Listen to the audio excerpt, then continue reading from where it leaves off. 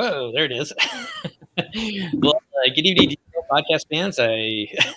2 nights in a row, Chris, seeing your bright face. I know. It's No pun too intended. much. 2 nights too many. And I know the Olympics are on tonight. And I've we were gone for the first week, so we kind of got into them last night. And so I apologize for anybody who wants to watch the Olympics who may be watching us instead. But we'll try and make this a fun, quick episode for you guys tonight. Yeah, we got to get the news out there. We do. So we welcome back to the July DCL News Recap Show. And joining me again tonight is Chris down in LA. How you doing tonight, Chris? Pretty good. Cannot complain. It is still real hot in California, like upper 90s. And joining us down in Tampa, our wonderful East Coast contributor. How you doing today, Steve? I'm good. How are you? Definitely hotter here, though. Can't compete. Feels like 106 today. Yeah, the humidity of Florida causes that state to just not exist in my brain for 8 months out of the year. It's rough. I love it. Hey, this is awesome, man. We have hello from Bruno. He says hi from Brazil. How you doing, Bruno? And I think that is our first international shout out on one of our live shows. So thanks for joining us tonight, Bruno. Nice. And I'm in my wonderful studio in Indianapolis. I'm changing studios nightly.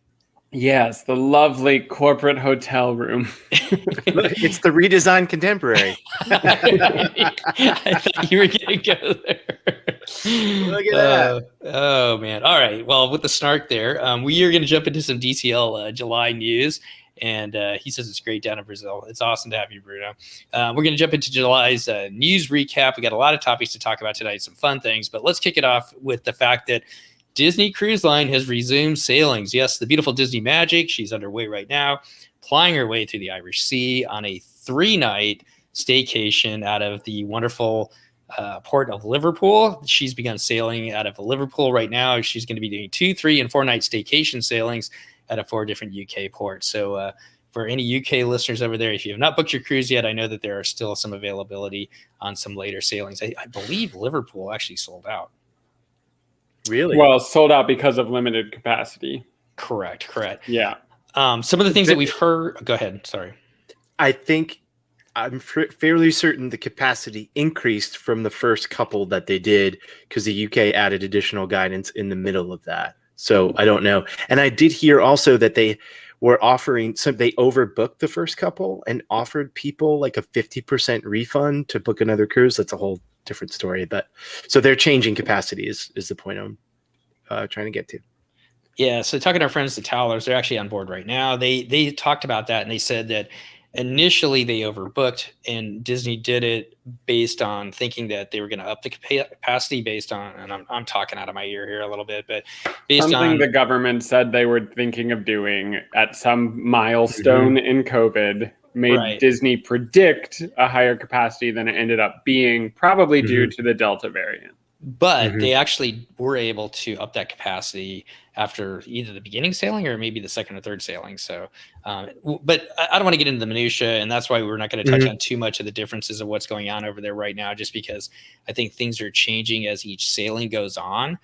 We do know that they are featuring only one theatrical show per sailing, one of the big shows in the theater, but they do have a lot of the other onboard entertainment. The Towers had actually already won trivia within like 4 minutes of getting on the ship. They were like, look, everybody, we have our medals. I was like, this ship has not even left the port.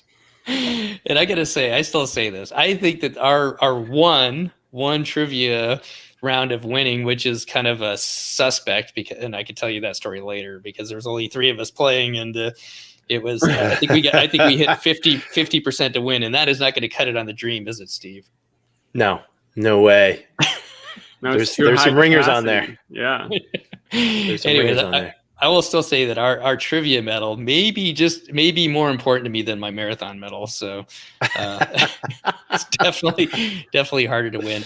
All the dining locations are open. Masks are required when moving around indoors, except for when you're in your stateroom and eating. They're not required on the pool deck. And we will have a trip report, I'm hoping next week at the soonest, to get John and his families' experiences on the Disney Magic. We've had a couple other people reach out to us, so we're going to try and bring as many of those as we can and kind of detail some of the changes that are going on over there on the Magic. But besides the Magic sailing, Chris, why don't we jump into news story number 2? All right. So DCL announced that sailings are going to resume in the US, which is exciting. Of course, we are going to be starting on the Disney Dream beginning August 9th. I actually know people who, when Disney announced that it was going to be on the 9th, they were like, there's still availability, let's book it. So that cruise was not sold out when they announced that it would be the first cruise back in the US. And so, yeah, it might be sold out now. I should have checked before we started, but all sailings are going to be from Port Canaveral. They're going to do their typical 3 and 4 night sailings. All cruises in August are going to be featuring the elusive 2 stops at Castaway Cay, which normally you have to pay big money for. Those are hard to book itineraries. And there are some people who are real excited about it, and there are some people who are like, hey, I wanted to go to Nassau. So if you were hoping to go to Nassau, sorry, you're going to Castaway twice. And those cruises in September are going to feature stops at both Nassau and Castaway Cay. And that's something Disney has extended their flexible payment and cancellation policy, which is something they introduced due to COVID. And that policy is extended through December 31st. And that basically allows you to cancel closer. I don't know exactly what the exact date, but you can cancel due to COVID-related travel restrictions or things like that, which is cool because normally you would need trip insurance to be able to cancel a cruise too close to the cruise date.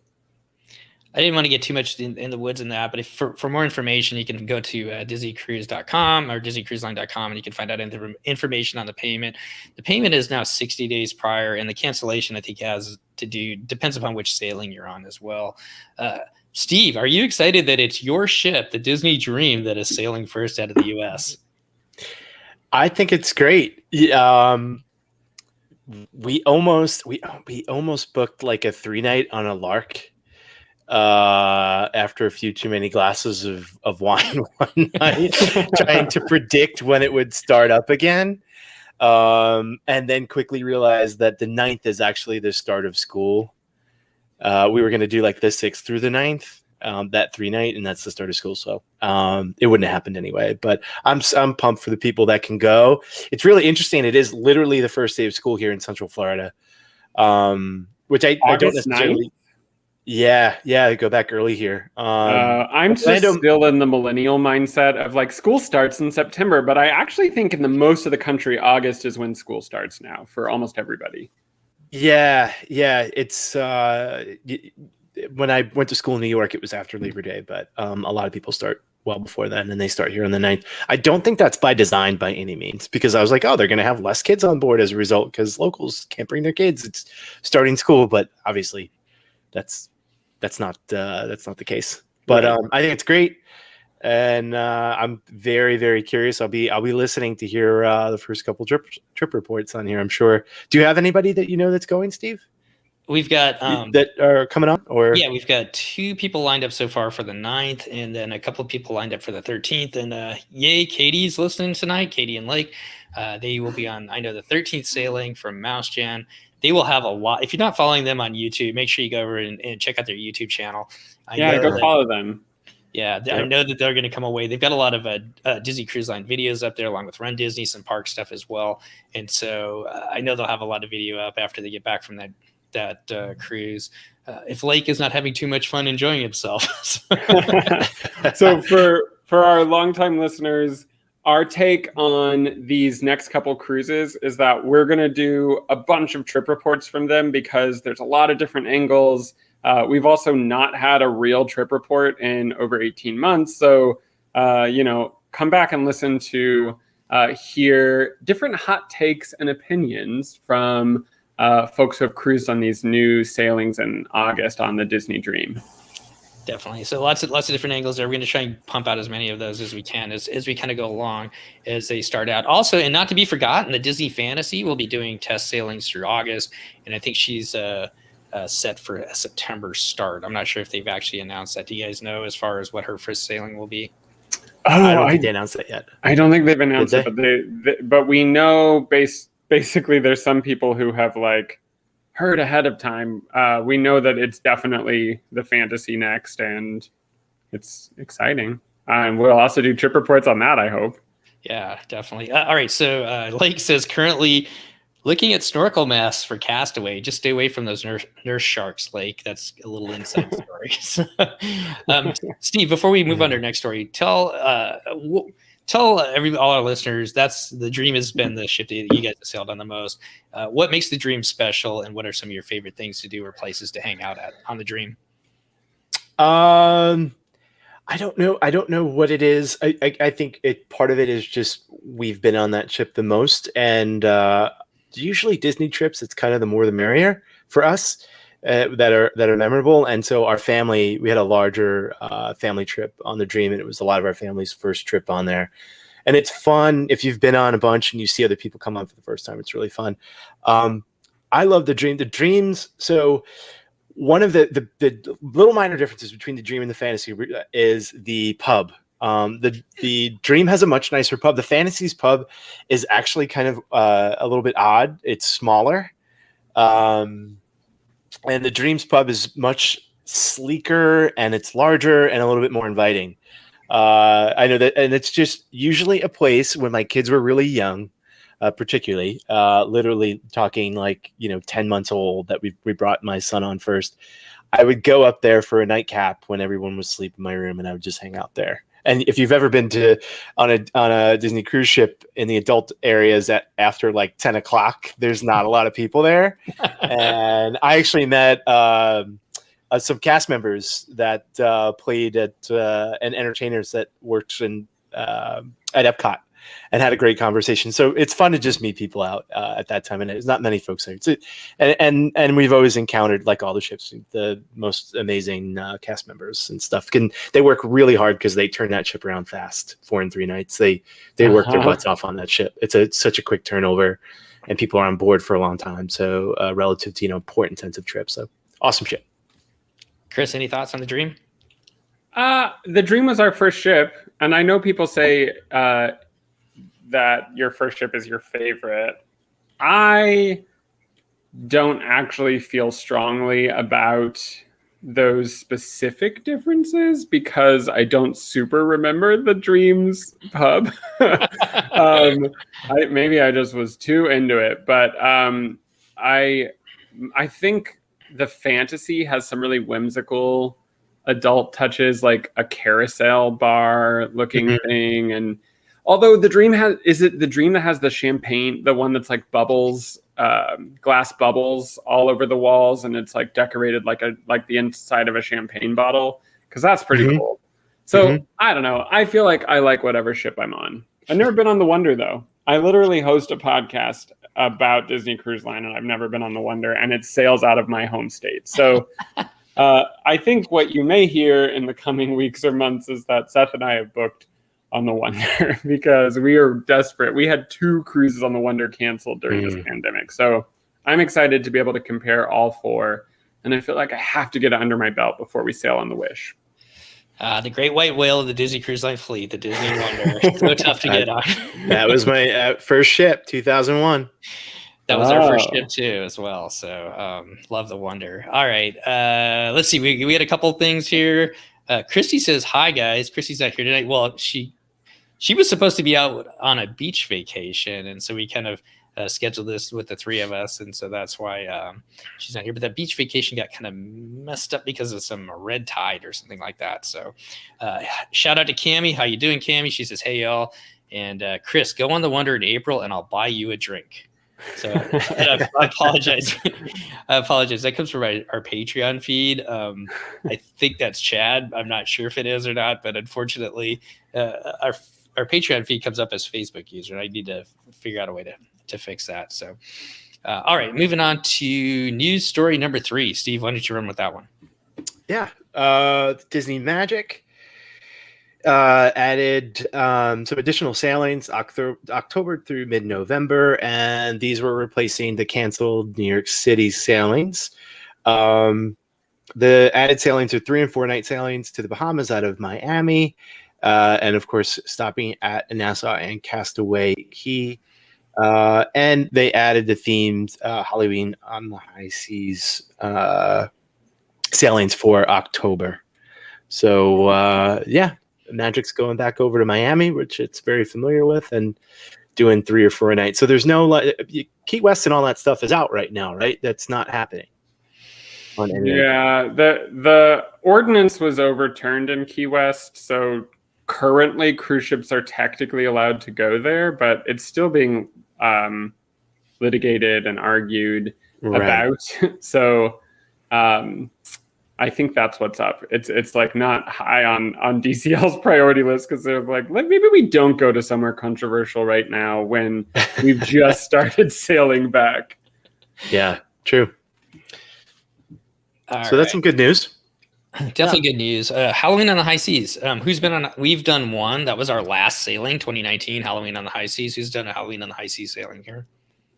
I have, yeah, on the Fantasy. Thoughts on that? We liked it. I mean, we enjoyed it. I thought, they do a great job decorating the ship. I mean, I really loved. I thought the Maritime Cruise, if I had to compare it, was definitely better for us. And it was fine.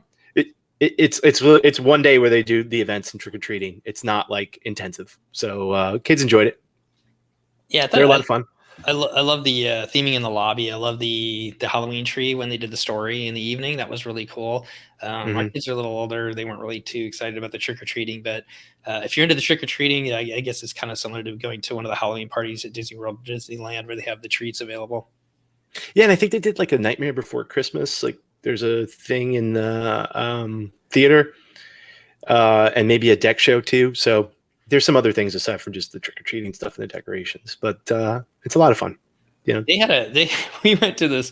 I think the best thing that we went to was there was like some kind of like captain telling old ghost stories, and it wasn't the captain. Oh yeah. It was like a filmed sea captain. It was up on the funnel vision. It was like 10 o'clock at night, and it wasn't foggy, but it was just like super misty in the air, and it was dark, but yet it was warm sitting out there.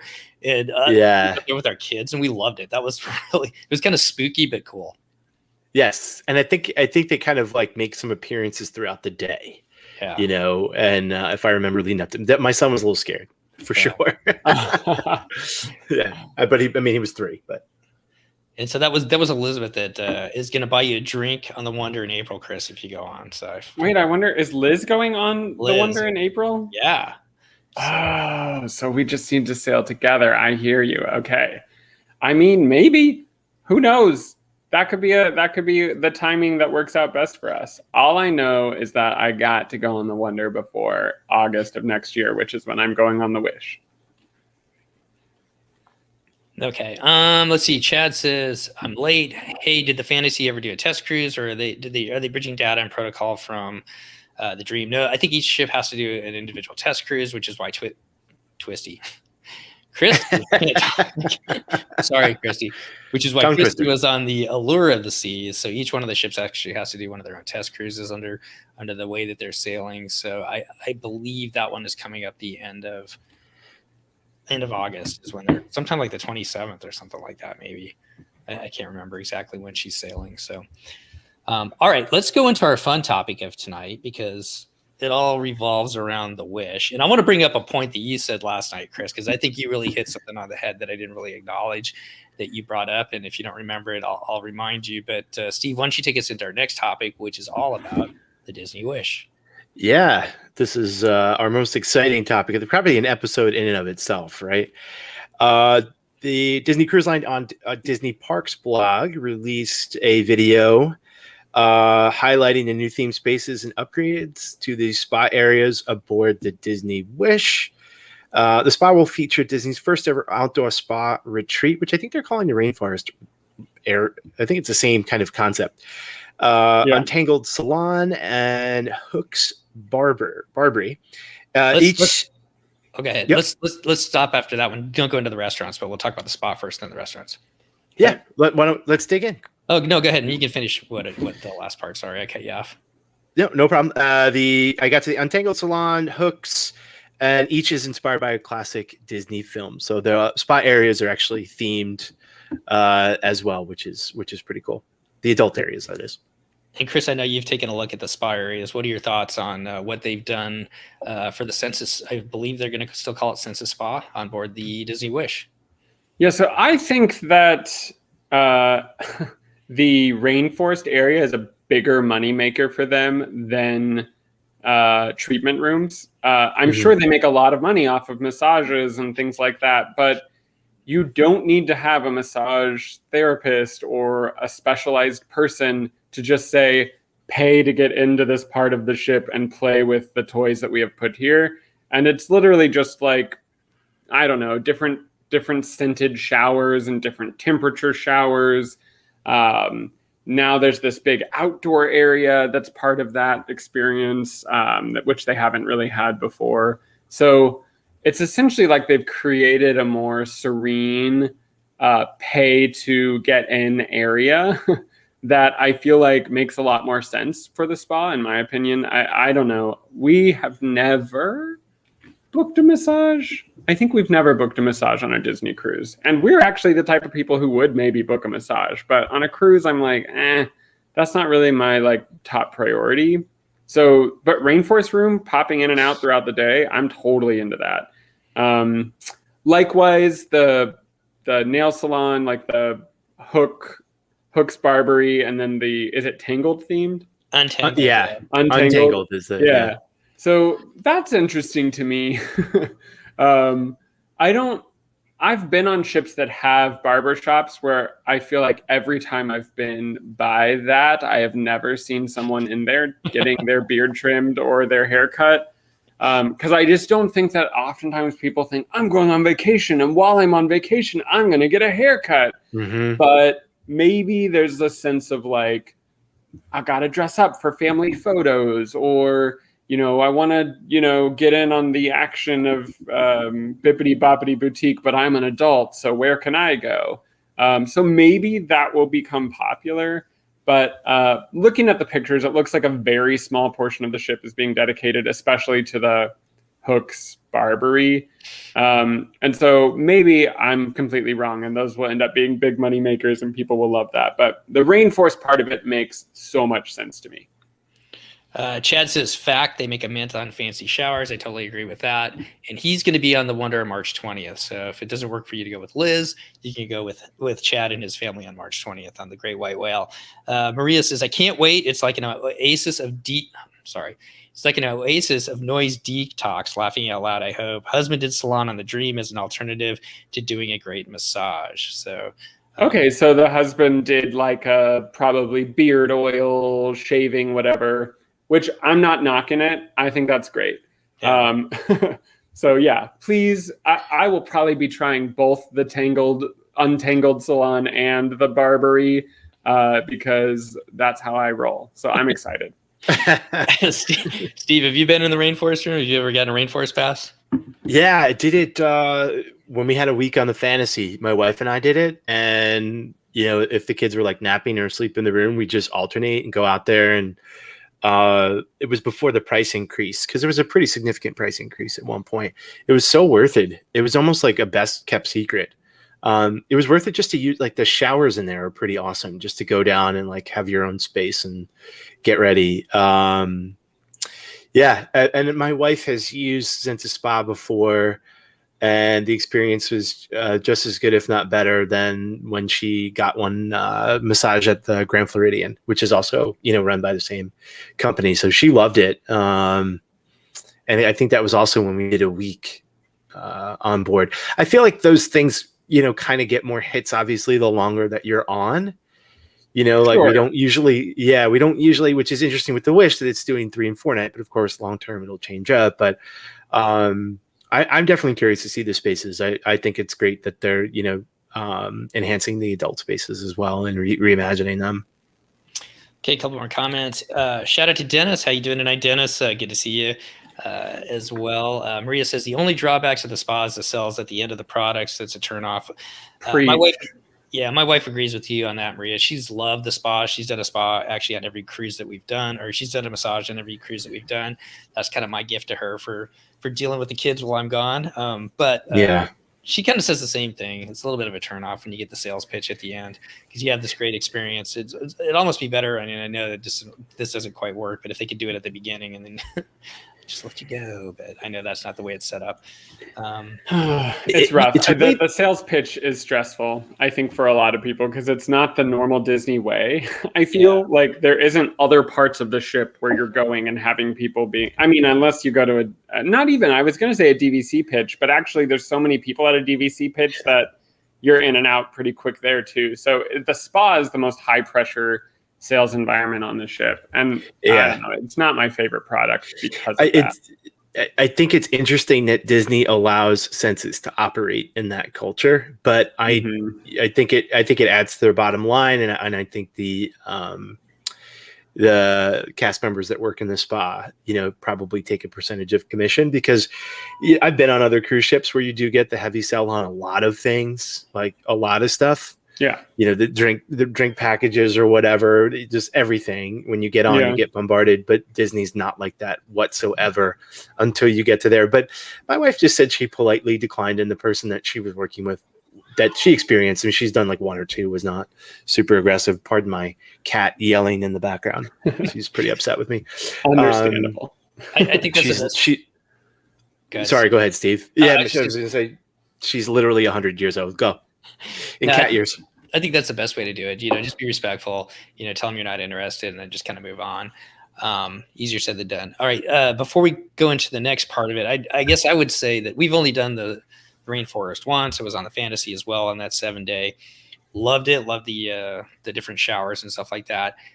But I think what's going to be a game changer for the Wish is the fact that they've got that huge outdoor space now, which is kind of taking over. If you ever look over the Magic and the Fantasy and everything like that, you look out over the bow of the ship and you see that pool out there. That's kind of a space for the crew. And that's what it looks like. The Senses Spa is going to have that outdoor space. And that was the one thing that was kind of disappointing about the Rainforest was just how small it was they had those like warm loungers and then a couple hot tubs, but it was kind of a small space there. And I never even got a chance to check out one of the warm loungers that people talk about because it was just like wall to wall people trying to get those. So I hope which ship was it, Steve? That was on the Fantasy. Okay. And the Fantasies area is nicer and larger. I mean, the Magic and Wonder are like pale in comparison to the Fantasy and the Dream. So that was definitely, I think the good thing about this too, is I definitely think that this is big time, like customer driven from feedback they got from folks on board, that they wanted that to be more robust. And I think it's now evolved to that level. Right. And I think it's a win-win, because I think the ship is turning towards having more paid experiences on board, more upgrades, that kind of stuff. So I think which brings me to my point. Do you remember what you said last night, Chris, about paid experiences and more tiers of it? Oh, I do. Okay, so what I was talking about last night was that on other cruise lines, if you've never sailed on a different cruise line than Disney has relatively few categories. And you might be like, what are you talking about, Chris? There's like category 9F and 9D and 17.5. And you're just like, what are all these categories? But other cruise lines make Disney look like a mom and pop bed and breakfast with their categories because it's like, an inside cabin, but also we have an inside cabin that only sleeps a single individual. Oh, and we also have this type of cabin that allows you access to the spa. And then we have this type of cabin that has upgraded types of amenities. And it's like every single category. But what that does is it allows those cruise lines to operate across any price point. So there's a very entry level room for you if you're like, all I want to do is be on the ship. And then there is mega luxury rooms that are like multi-story suites with spiral staircases and the whole thing.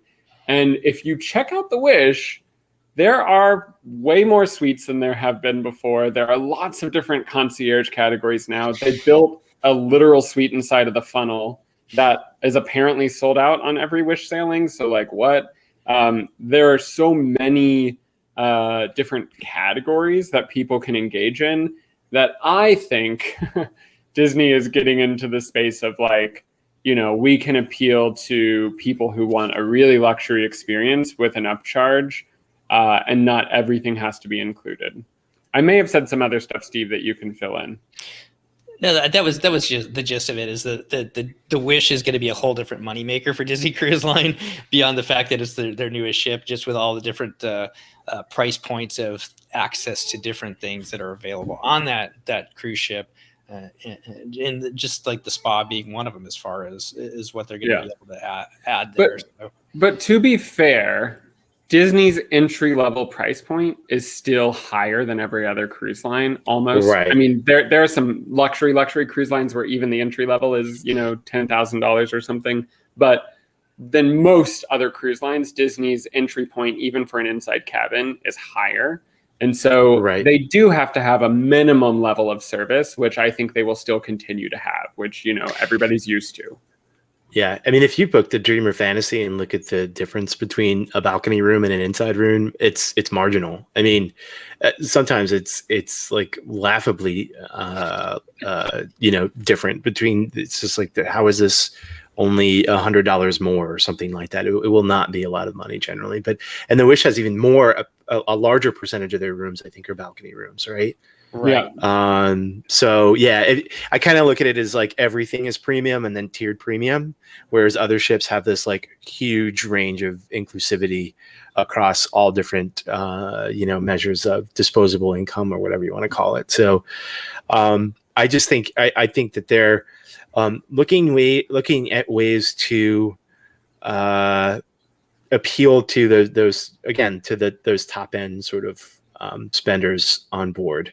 And I also think that's one of the reasons why they keep their ships the size that they do. They're not really relying on, we need a lot of people on board. That's not their model. I'm glad they're keeping things pretty much in line with the other fleet, though, I think, for the most part. I haven't seen anything so far that I feel like this is going to be a radical pivot or unexpected pivot. I think this is pretty predictable. More theming, more, a little bit more expensive, more concierge. I agree. Dennis says other cruise lines are beginning to sound like a headache with the choices.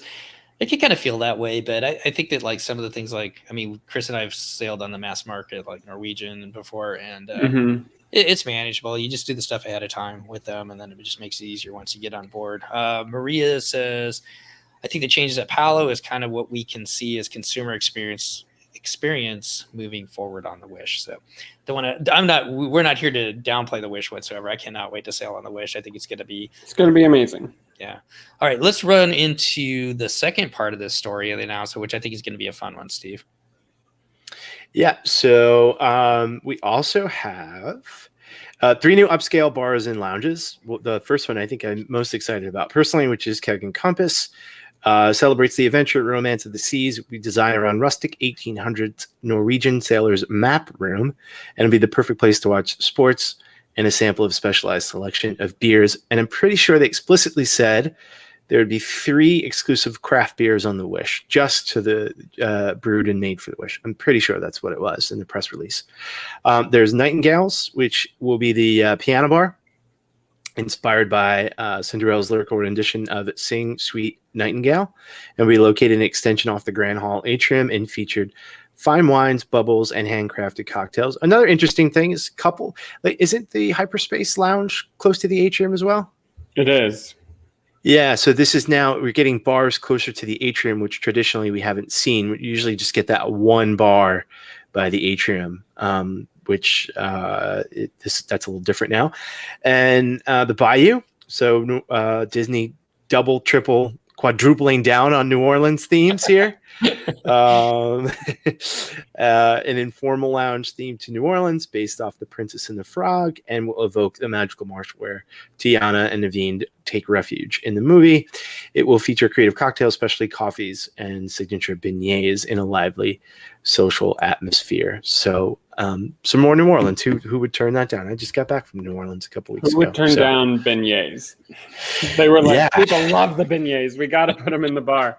Though that feels like an upcharge, or no? Would you just be able to order beignets in a bar and get them for free? No, I would imagine that's an upcharge. Yeah. I All don't right. think that's an upcharge. All right, so But maybe. we know Steve's going to be at the Keg and Compass. Chris, where are you going to be at? You already know I'm going to be eating beignets. There's not even a question. Also, Tiana is easily my favorite. So, yeah, I'll be right there. And they get your specialty coffees there as well. For the Yeah, I morning. could get coffee. I don't have to even drink. Yeah. So it's great. I will say that as much as there's some things where I'm like, oh, we're doing this again, like the Rose is the Beauty and the Beast at Paolo. And I am just like, how much Beauty and the Beast stuff can we do, folks?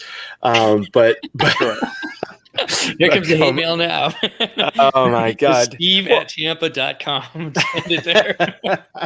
I just, I like Meridian because Meridian's Meridian and you can only get Meridian at Paolo and there's the theme, but whatever. That's a whole nother side. I mean, let me not be too grumpy. But yeah, I could never. What you're saying makes sense, honestly. Well, they're just taking what they did at Grand Floridian and putting it on the Wish for a little bit, right? Like a little touch of that and using, like, I guess it's the Cogsworth stuff. And then they're taking, a little bit of Oga's and then throwing it in there too. And so you're getting splashes of what's in the parks and that's fine. It'll be cool to see. I just always appreciate original stuff that I can only get like in a specific location, Well, so I do like the naming experience that is only on the ships that doesn't necessarily tie to an IP, and that's I feel like gone. I like what on this ship is not tied to an IP. Name anything.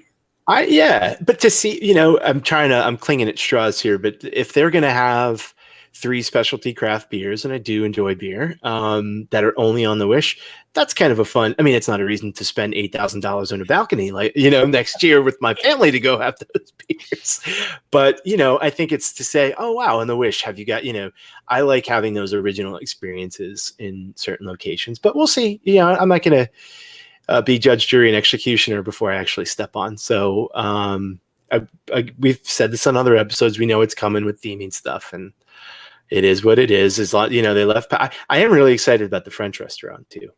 Yeah. All right. So we get a couple comments. Dennis says Keg and Compass sounds my second favorite place on the Wish after the Hyperspace Lounge. That's to be expected. I can't imagine Dennis not being in the Hyperspace Lounge. Derry says happy to hear about the exclusive craft beers. Finally a hook to get my husband on board. Yes, I am with him, Derry. I think it's really cool. Norwegian's got this.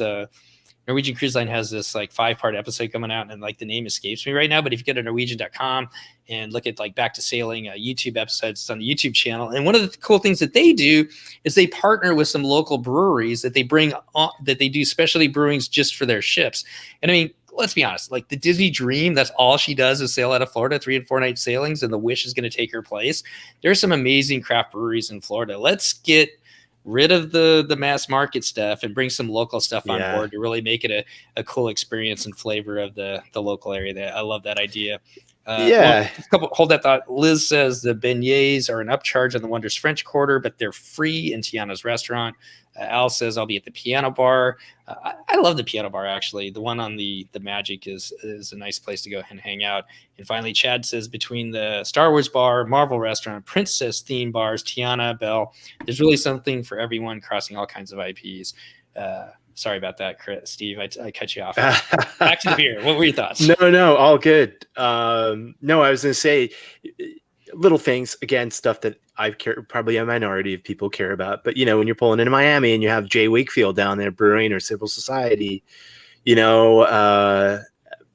be nice to get on and Miami sailing. We have, some local Miami flavor on there, but I don't know how that works with distribution and, getting short-term, or if they can even keep up with the supply on board to have enough to, serve everybody that's on board. So I understand the limitations of it, but I do think those little touches are fun to look forward to when you're, if they can make them happen.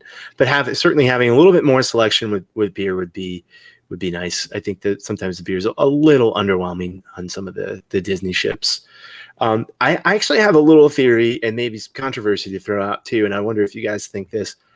I think, especially with our app-heavy turn here on the cruise, I think a place like Star Wars Bar might be a reservation like Oga's is. I think we're going to start to see possibly times or peak times on the ship when, you only have a couple like spaces up there at the bar. I'm wondering if you're going to start to see like a reservation system partially at a place like that, especially because it's off the atrium. It's, limited in its how many people it can serve, and I think it will be very popular. That is just I'm just throwing it out there, grist for the mill, trying to stir up the pot a little bit. But I wonder if those things are going to be possibly you get a little reservation over there at the Hyperspace Lounge, not just running around getting a drink. I don't know. I don't know. What do you guys think? See that, but I also think that Disney's reservation systems create artificial demand. So like, and I'm a perfect example because I will sometimes sign up for like meet Princess, Ariel in the lobby. And I'm like, we should get tickets to that. And then they sit in our room and we're like, we're not going to go meet Princess Ariel in the lobby. Why did we get tickets for this like 3 months ago when we logged in? Because it was a reservation system. And I felt like I should do that. Apparently everyone wants to do that. And I do sometimes wonder if, these reservation systems cause people to feel like there's scarcity when think about if there were no reservation system, what would happen? You would walk by that bar, you're on your vacation, you would see it's crowded in there and you would be like, I don't want to wait, 20 minutes to get in here. So I'm going to go somewhere else. And eventually the demand just sort of settles around the whole ship. And personally, one of my favorite things about cruising versus Disney World, because Disney World, I know they don't do fast passes right now, but for a while, Disney World got to the point where if you didn't know exactly what you wanted to do 6 months from now on any given day, your vacation was going to not allow you to do the biggest, most important things in the park. And I feel like no one wants that level of cruising planning, but maybe I'm wrong. No, I'm wondering, with some of the popularity and the addition of IPs, if you're going to see just at certain times, again, you're in the atrium and you're got a lot of people convening in those areas. I wonder, unless, like you said, it's just going to be, it'll be busy. And if you see a lot of people there, you get drink elsewhere, but we'll see. Just stirring it up. I don't know. I'm bad. I don't really care about the Star Wars bar. I love Star Wars, and I just give me a drink in the Keg and Compass, or I love the champagne. I like just give me a beer somewhere. I don't care about ships flying by. Whatever. Okay. I've got two final things to wrap this up. But any final thoughts about the new announcements on the different restaurants, Chris? Or not restaurants, bars, adult spaces. No,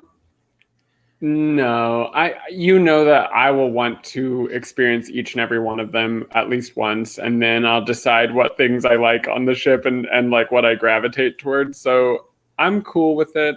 Honestly, I don't even know if we talked about it last month because I didn't get a chance to watch the news a briefing last month. But I was more excited when they were talking about bringing barbecue to the to the upstairs Deck 11 area, because I'm like, that's nice. I'd much rather have barbecue.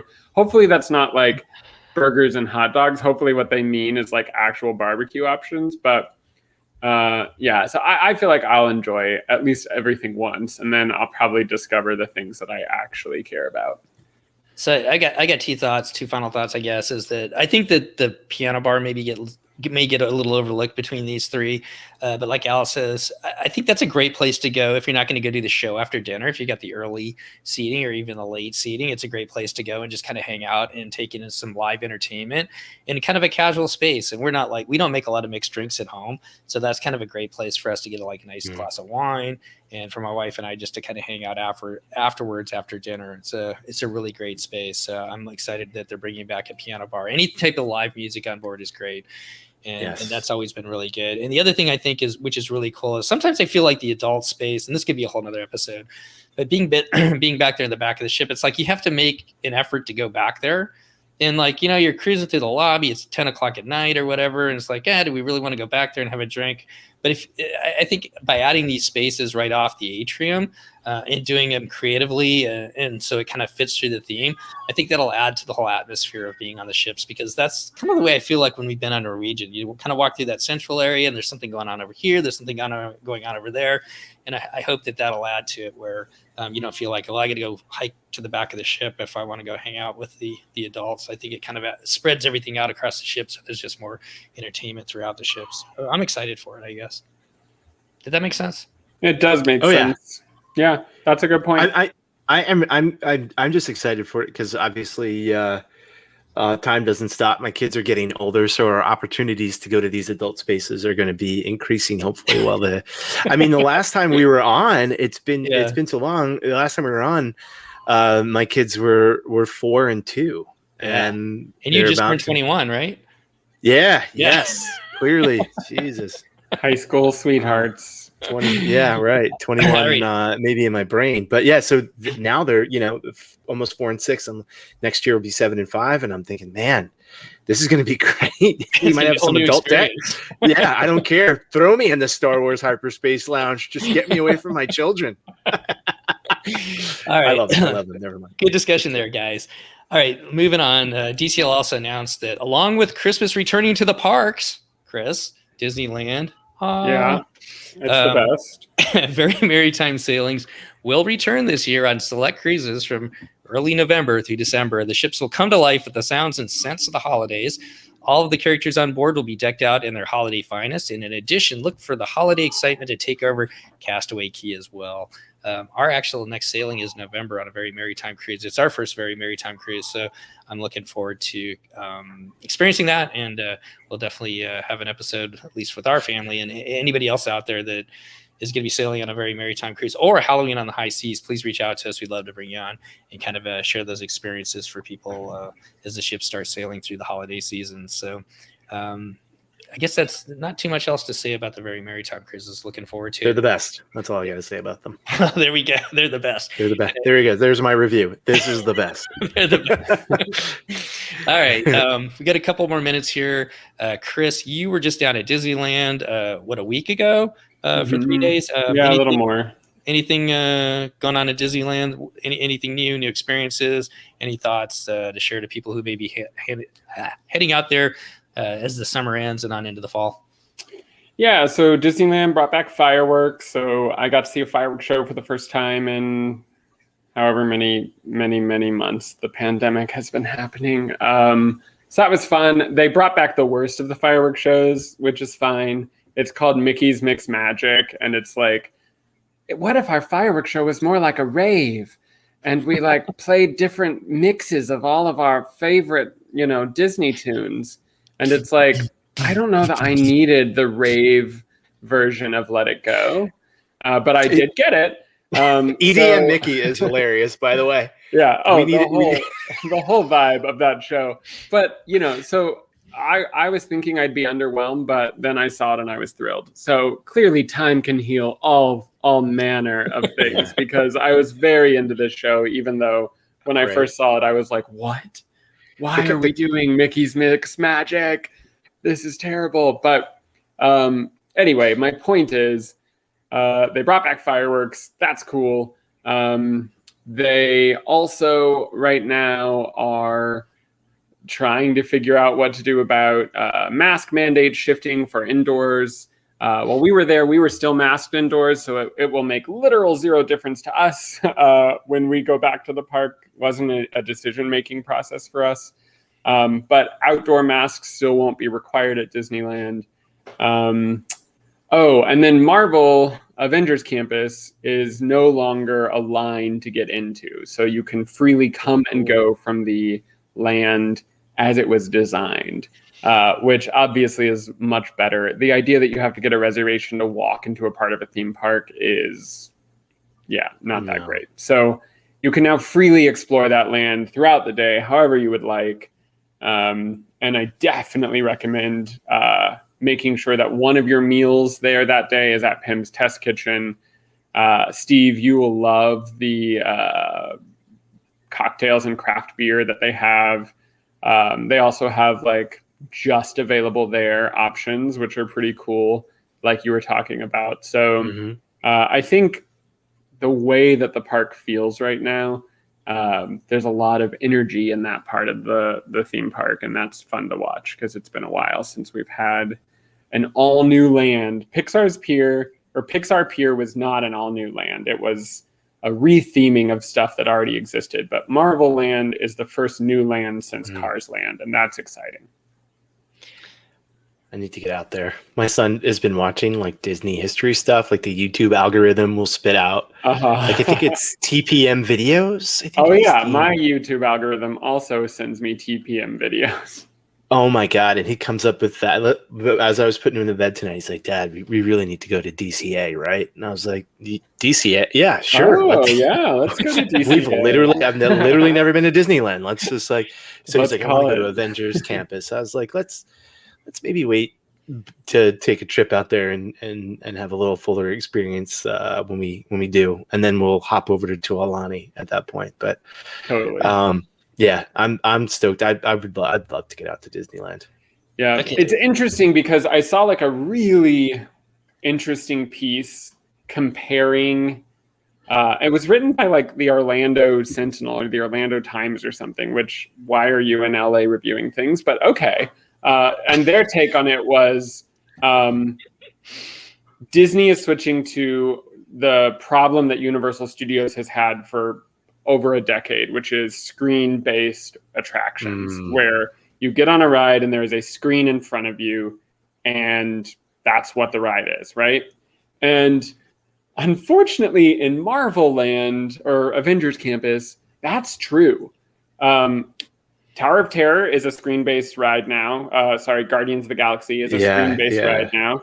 And, Spider-Man, Web Slingers is a screen-based ride. So there's a lot of that. And what this article was juxtaposing against was how at Universal Studios Hollywood, they opened like literally the day of the pandemic started. So this dark ride has been sitting at Universal Studios Hollywood ready to be opened for 18 months. And I've been on this ride called Secret Life of Pets Off the Leash. And it is one of the most immersive, delightful dark rides I have ever been on. I literally would be like, Seth, we should, because we have passes to Universal. So I'd be like, Seth, let's go get lunch at Universal and ride that ride. Because we also live literally 10 minutes from it. So it's an option for us.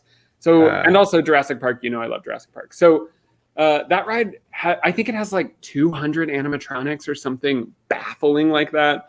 It's just like a very, very amazingly immersive animatronic based ride. And are there screens? Yes. But are those screens convincing and mixed with real live animatronics? Also, yes.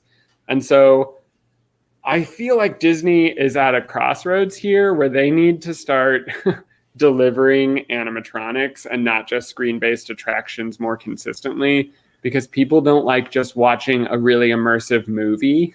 They want to experience something tangible and right in front of them. What is Ratatouille?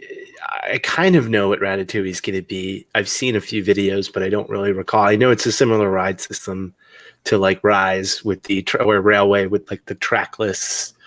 I don't want to spoil it for anybody, but I think there's screens in there too, right? It's screen-based, but interspersed with live sets. I do not think there are live animatronics, or rather, I think there are very few animatronics in the Ratatouille ride. It's like a love-hate thing with that. Some people absolutely love it, and some people are just like, I'm not stoked about it. I haven't heard like it's okay. It seems like extremes, but that's a whole nother story. I think we got a question here. I'll get that just a second. We're going to go all the way back to the Wish, and Chad says Piano Bar will have the sommelier bins. That is worth it right there. Sure. Anybody who's not familiar, the sommelier bin, if they open up a really good bottle of wine and it's not completely drunk, a lot of times they'll throw it in the sommelier bin, and you can get lucky enough to get a good bottle of wine at a little bit cheaper price. It's not always there's not always something in there, but it's worth asking about. You can also get it on the not the lobby bar on the Magic and the Wonder, but the one that's you go up to Meridian. Well, it's in Meridian. In Meridian, but on the classic ships, I don't know where it is. Oh, it's where they do the trivia right off of I'm losing the name. It's where Tiana's new bar is on the Wonder, in the same space for the Magic. Gotcha. Chris is looking it up. The promenade. There we go. Thank you. Yeah, I just found it. All right. Also, Chris, you've outdone yourself. Your review of Mickey's fireworks is priceless. What if our fireworks show is more like a rave? It's so confusing. Why? Nobody's asked for this.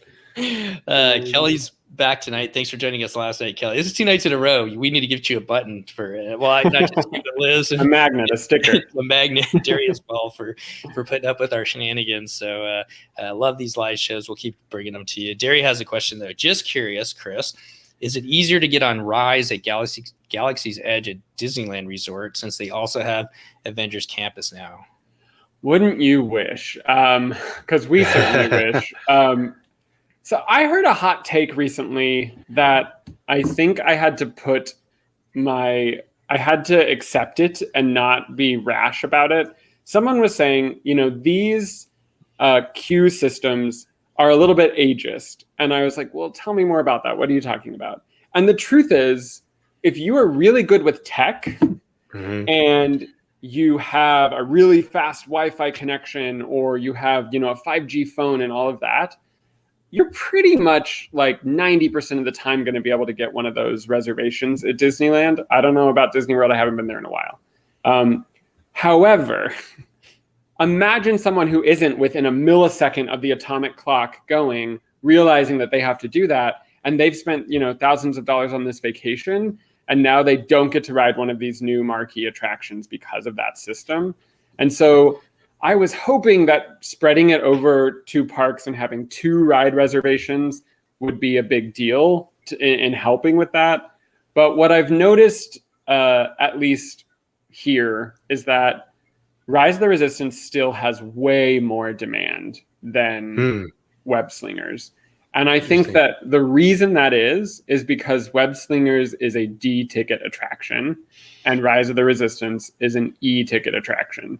And for those of you who would say, well, it's just like Midway Mania, and Midway Mania is an e-ticket attraction, we just have a disagreement there, because I would say Midway Mania is not an e-ticket attraction. I know that Hollywood Studios wants you to believe it's an e-ticket attraction because they have so few attractions, but truly, if you think about the level of immersion that an e-ticket like Rise has, or even the original Tower of Terror, or name Rock and Roller Coaster or Expedition Everest, there is such a level of immersion that those attractions have, and Web Slingers doesn't really have that. So I think it's an amazing D-ticket attraction. Totally recommend going on it, but it's not as popular as Rise, and so it's actually a bit easier, I think, even to get a Web Slinger reservation. But Rise, I have not seen any bump in it being easier to get on Rise. It's just as hard.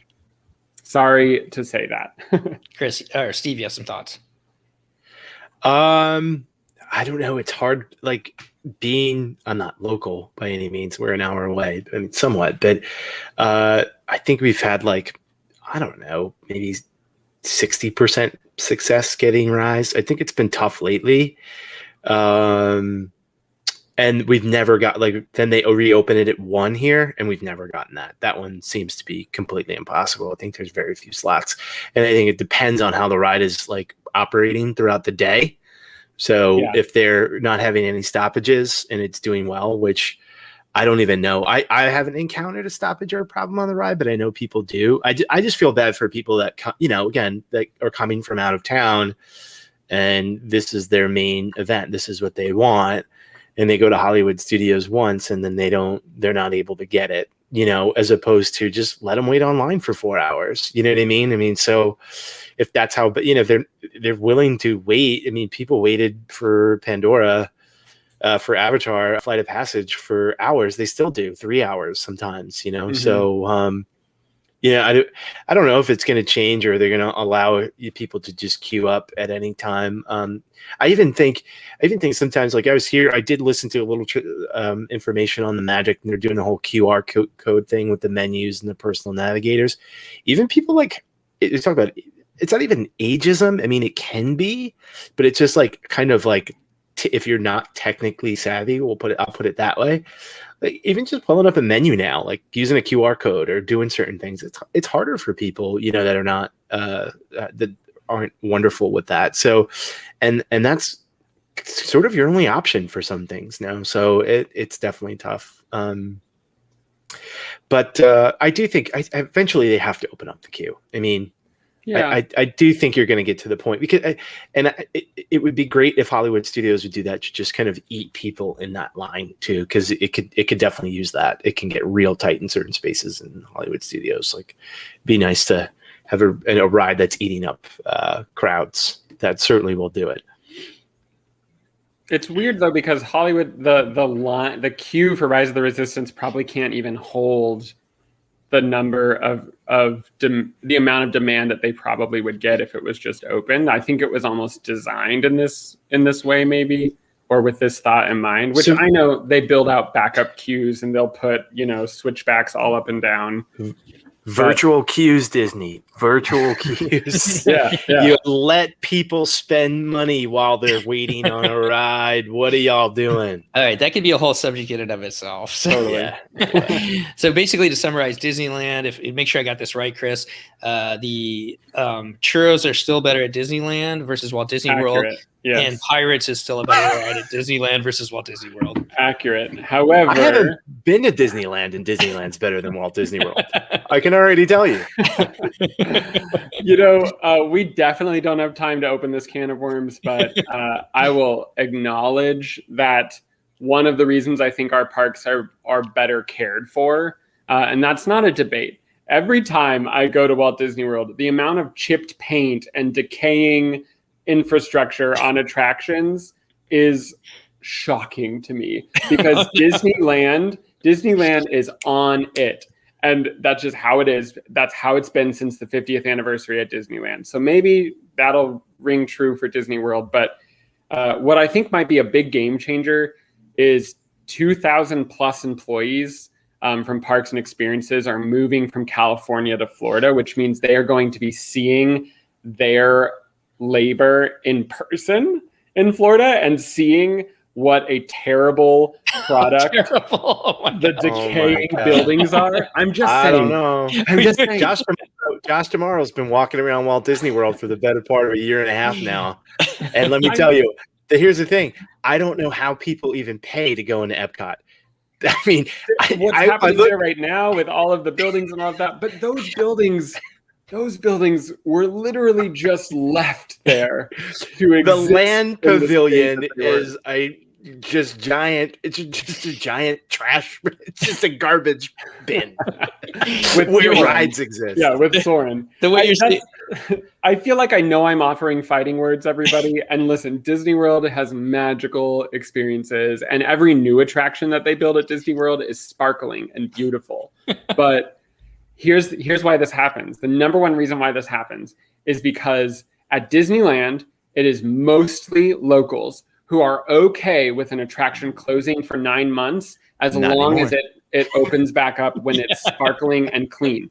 In Florida, you have people who are like, I've saved up for a year and I have to show my kid this thing and it's so important to me, and nostalgia and all this stuff, because they can't just go to the park whenever they want. They literally can't, just drive down the 5 freeway to get there. And so Disneyland is way more willing to close down rides than Disney World ever has been, which is why your Jungle Cruise is being updated while it's open. And our Jungle Cruise was just closed. There's no getting on this because we are updating it all at the same time. That's also why we're for sure going to get Princess and the Frog on Splash Mountain before you all do, because they're just going to shut it down and no one's going to complain. I mean, some people might complain, sidebar, but no one's going to complain because they know that something beautiful is going to come in its place. You Californians and your laid back, passive.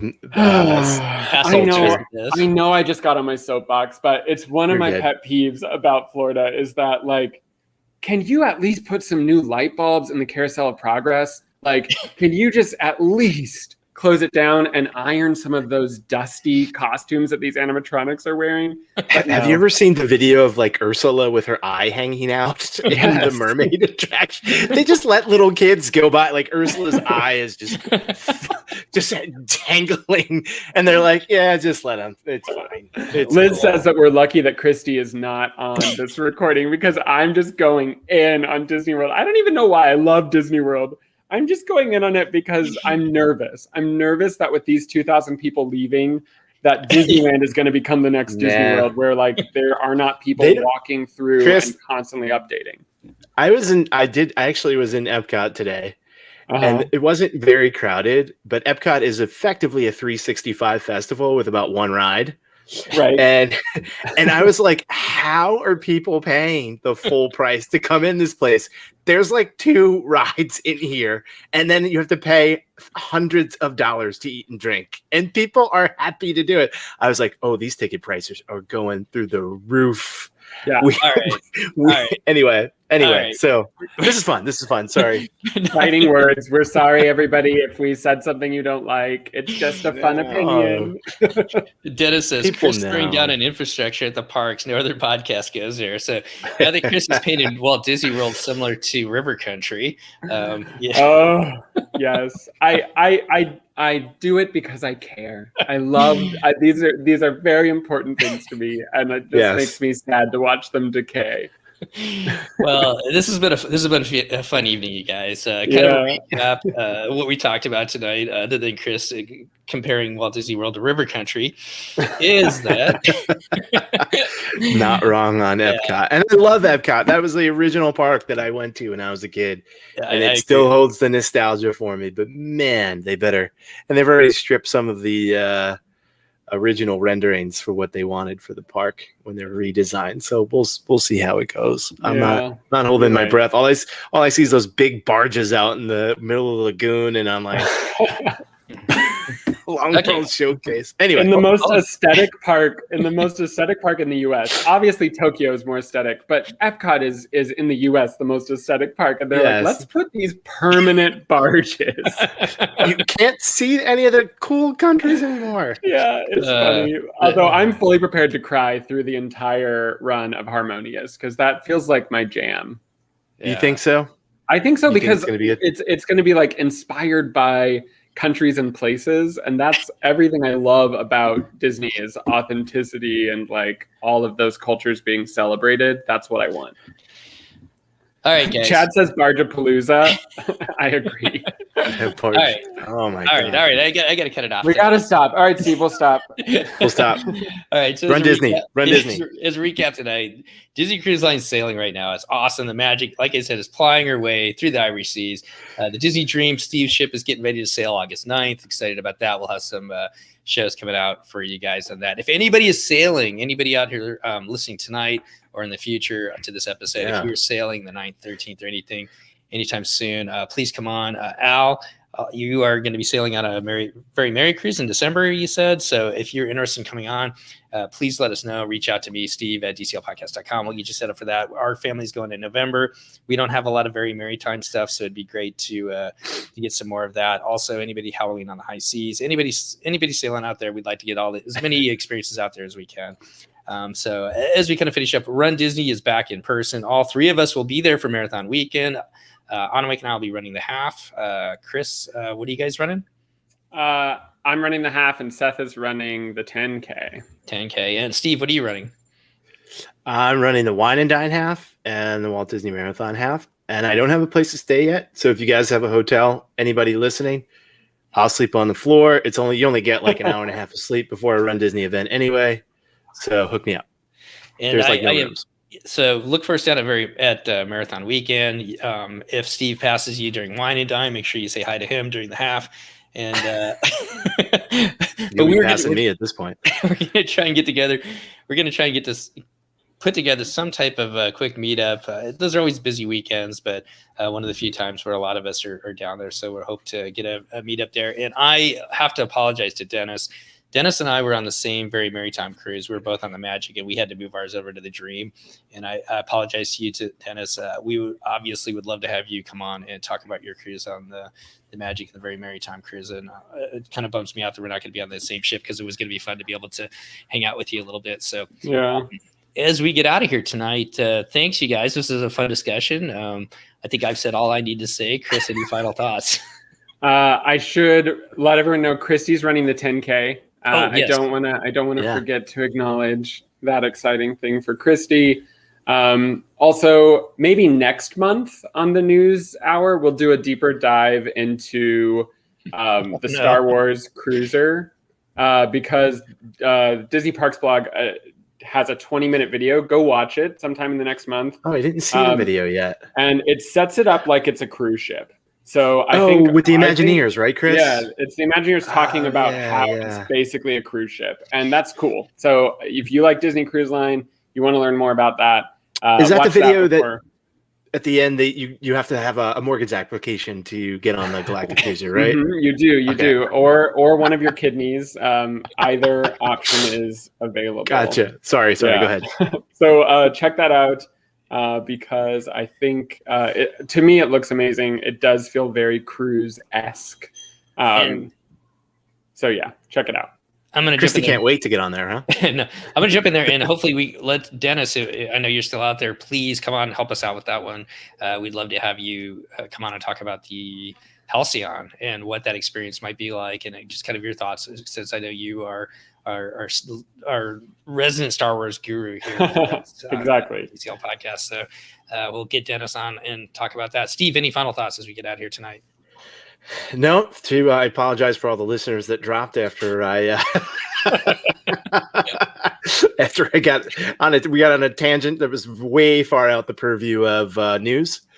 But no, this is a lot of news fun. and opinions. News and opinions. That's what News people and come opinions. for. I think my wife and I are going out for anniversary for like a night next month, and we got some friends coming in from out of town in September. Although I don't even know now. I think I did hear from some people that they're kind of adjusting their trip, given crazy spread and stuff that's going on at the moment. Yeah. So be safe out there. Definitely be safe. Chris, you're gonna say something? Just be safe. I think we're going to be hearing more about what these things look like, and you'll hear the news here. Don't worry, we'll keep you updated. Definitely. All right, we got Dennis on board with talking the Halcyon. Let's do that next month. Well, whether it's the news one or just putting together a separate one, I think we'll put it together as a separate one because I'm sure there's going to be a lot of news as the ship starts sailing. I mean, it's a 20-minute video that Disney Parks released, so you should go check it out because it's like all the Imagineers who worked on it talking about how they designed it, and that obviously is so interesting. Do you have the website address, or do you know where to find that? Is the parks YouTube? blog? Just literally, if you type in like Disney Parks on YouTube and you type in Star Wars Galactic Star Cruiser, it'll be the very first hit. Mm-hmm. Okay, perfect. All right. Well, as we get out of here tonight, thank you guys, both of you. Love talking to you guys each and every month. I wish we could do it a little bit sooner. Maybe we can add some more stuff on during the month, but definitely look forward to talking to you guys at the end of. Oh my gosh, August. I can't believe the summer is almost coming to an end. But thanks everybody for coming and taking a listen tonight.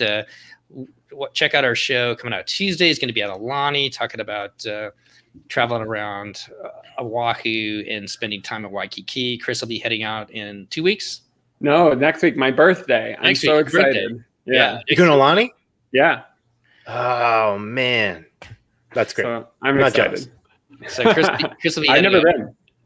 Oh man, that's all right. awesome. Steve's like, we got to go. So we love you, everybody. Thanks for listening, and we'll be back with more news. What's your closing statement, Steve?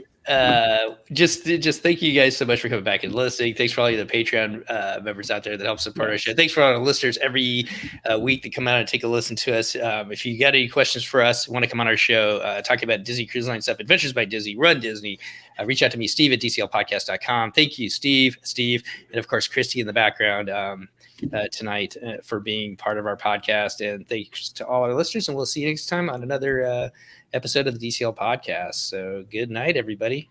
Bye, everyone. Peace. Bye, guys.